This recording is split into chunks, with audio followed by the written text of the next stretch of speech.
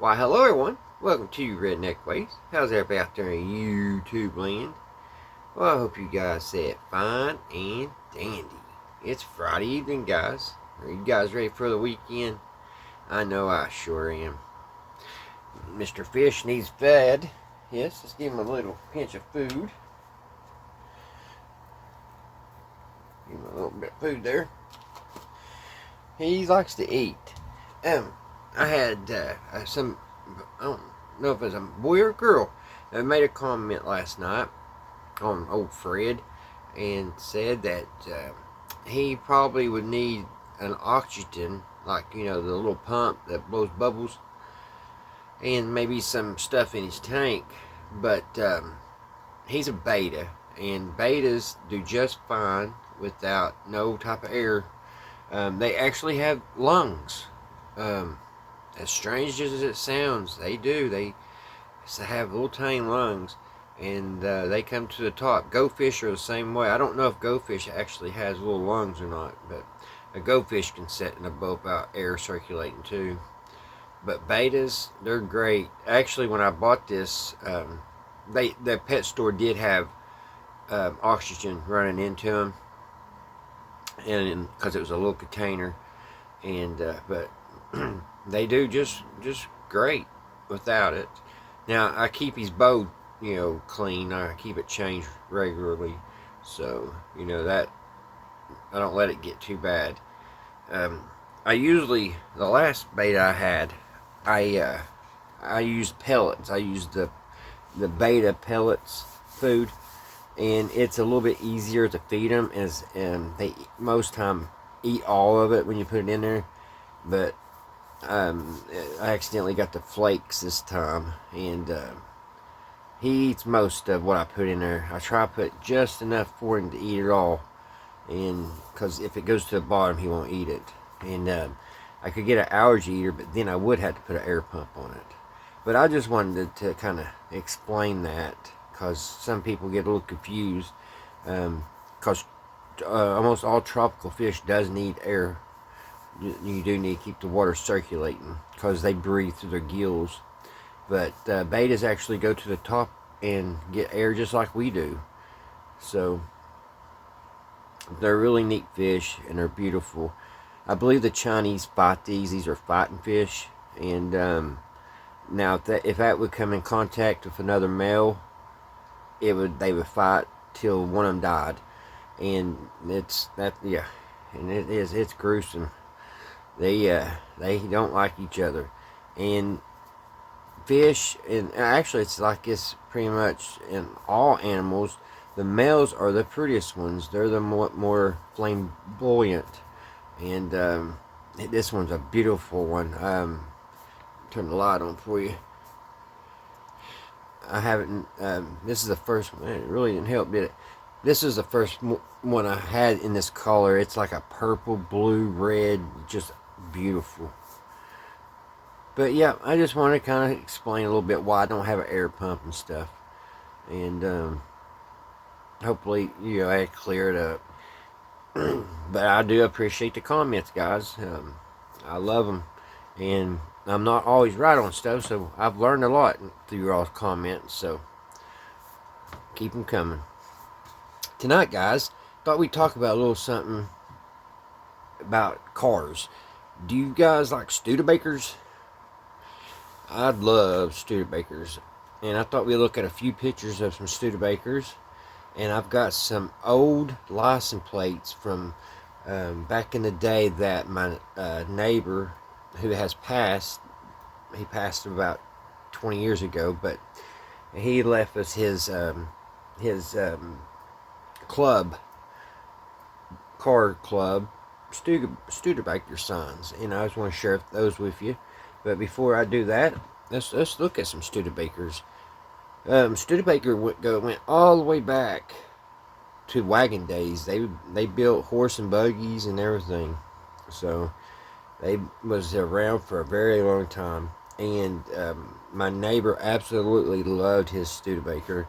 He had I don't know how many times he actually overhauled his engine, but I'm sure it was more than 10.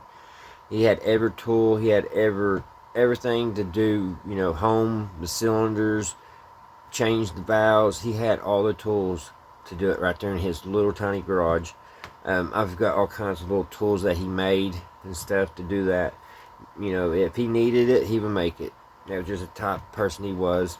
He was a Marine, and he was a great artist. There wasn't much he couldn't do. He was a disc jockey, and he was a really neat guy. And I wish I could have spent more time with him. He passed early in '90s. I believe it was '94, and I think I was 20 or 21 when he passed away. But I used to paint his and his wife's house, or apartment house, because they had their house and they had a little apartment house right beside of them. And that's one day I like to go deeper into the story of how people made it back in the day. And you know, I know there's a lot of homeless and stuff, and it's hard for people even rent houses, even having 2 jobs right now. But back in the day, especially in my little neighborhood, they would rent a room out of their house just to make the house payment. So my parents' houses was one of those houses too, and it seems so crazy. Like, you know, you would just rent one room and you would share one bathroom. Like, you know, they would fix a door where you could come in and out and have the rest of the house locked off to the other family. But at the same time, they would have to have the bathroom where the whole family, both families, could use it. Very weird. But one day I would like to show y'all this house here and how they had it fixed up to rent one room out. And it actually paid the payments of the house. And Mom and Dad's house was built in 1924, so it was right a few years before the Depression. So, and then Carol, the person I'm talking about, getting ready to share the license plates with you guys, him and his wife had built it wasn't really I guess it was a garage apartment type deal, but there was like a very small apartment at the bottom, and then a large apartment on top. There was 2 apartments, and it's actually still standing. I want to get down there and actually do the video, because the houses are condemned down there and getting ready to get tore down, and I don't think I can get in. I think somebody bought them from California. I think that's who it was. Somebody out of California bought this piece of property over here, and they never seen it, and they sent people over there and they gutted the whole thing. And I never understood about the apartment building, because the apartment garage was the best thing on the property, and it could have been remodeled. But my goodness, I'm just going on and on, ain't I, guys? But here's some pictures, guys, of Studebaker. I don't know how I got off on all that, but absolutely, they was like tanks. So let's check out some of these pictures, guys.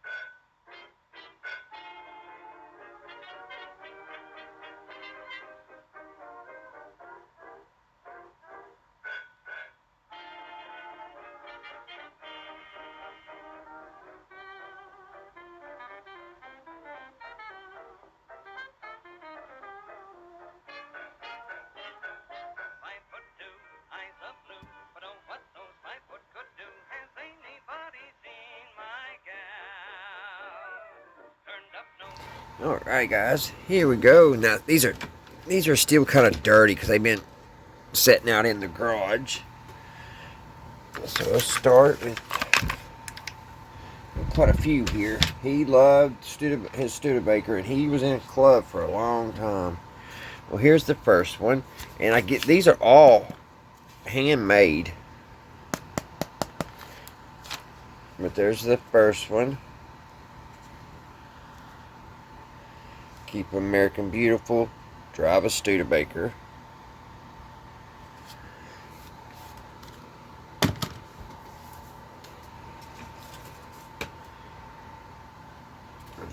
Here's a Studebaker club. And you can see he made this out of that stuff that you would put in the kitchen, like the panel on the wall. That's what that is.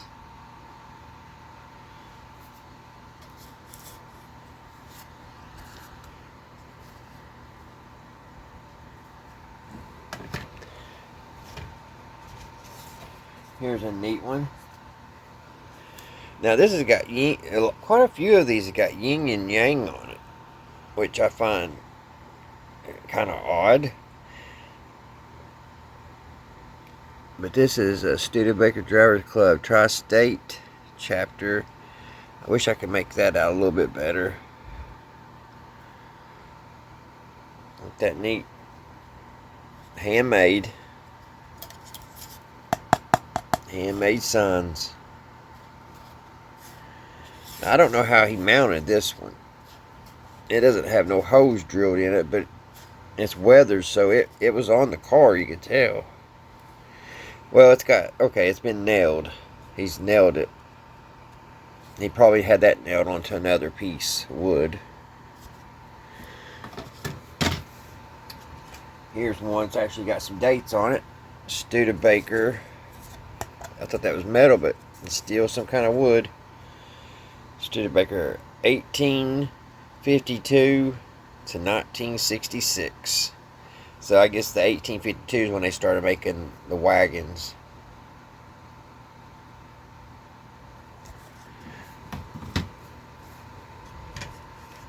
And got a couple more.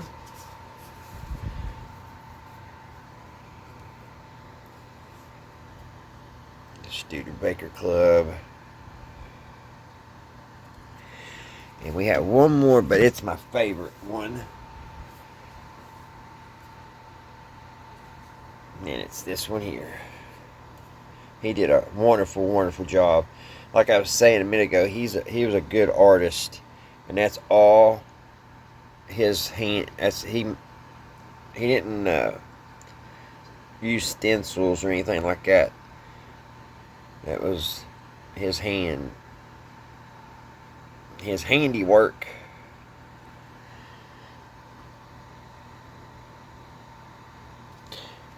I hope you guys sure enjoyed those. It's a blast from the past. Alrighty, guys. I hope everybody's doing good. Everybody's well.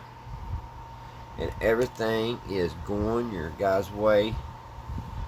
And hopefully tomorrow I'll have another really cool radio to share with you all.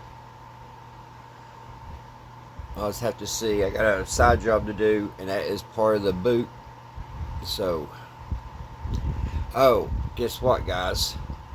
Today I went to the antique store, and I found a really, really nice tube checker. Unlike that one, where that one just checks the filaments, this one was a really nice tube checker that actually checked the tube, and it had the book with it and everything. And I went to pay for it, and I kind of was wondering, because they didn't have a price on it. And but the last time that happened, they called the vendor, and the vendor told them the price. Well, when I went up there to the desk this time, they said, "Where'd you get that?" And I told them, what booth it was, and they said, he said, "It's strange, but people say if it ain't priced, it's not for sale." And I'm like thinking, okay, why would you have it here in the antique store? So it really had my hopes up, and it got shattered. But that's the way it is, ain't it, guys? You win some, you lose some. I'm still gonna go check in over there and talk to somebody else because that was just a young kid. I don't know if he know before to call the vendor or what. I ain't giving up yet. Alrighty, guys. Until the next one, I'll see you right here at Redneck Ways. Bye, guys. Oh, guys, I actually got this little CRT working last night with that old VCR. If y'all seen that video, it played beautifully. Only one thing, I can't get the sound in, and that's weird because the FM AM sounds good. The tape player works. It's all real nice and loud. But for some reason, the TV, you gotta put your ear right to the speaker to hear. So I don't know if it's in the tuning or what. So, I'll probably get bored after a while and check in with it a little bit more. But alright, bye guys.